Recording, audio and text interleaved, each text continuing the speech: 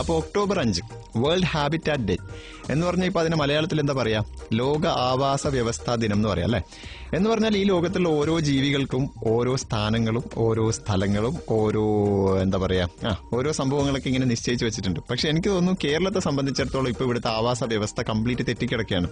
കാരണം എന്താന്ന് പറഞ്ഞാൽ മണ്ണിൽ നിൽക്കേണ്ട മനുഷ്യൻ പട്ടിയെ പേടിച്ച് മരത്തിൽ കയറുന്നു, മരത്തിലിരിക്കേണ്ട പക്ഷിയാണെങ്കിൽ കൂട്ടിൽ കിടക്കുന്നു, ഇനി കൂട്ടിൽ കിടക്കേണ്ട പട്ടിയാണെങ്കിൽ റോഡിലൂടെ നടക്കുന്നു, ഇനി റോഡിലൂടെ ഓടേണ്ട വാഹനങ്ങളാണെങ്കിൽ റോഡിന്റെ നടുവിൽ രൂപം കൊണ്ടിട്ടുള്ള തോട്ടിലൂടെ ഒഴുകുന്നു, ആൻഡ് തോട്ടിലൂടെ ഒഴുകേണ്ട അഴുക്ക് വെള്ളമാണെങ്കിൽ നമ്മുടെ തമ്പാനൂർ റെയിൽവേ സ്റ്റേഷനിലും. അതുകൊണ്ട് തന്നെ ഇതിനൊരിക്കലും നമുക്ക് ആവാസ വ്യവസ്ഥ എന്ന് വിളിക്കാൻ പറ്റില്ല. ഞാൻ ഇതിനെ വിളിക്കുക ആഭാസ വ്യവസ്ഥ എന്നാണ്.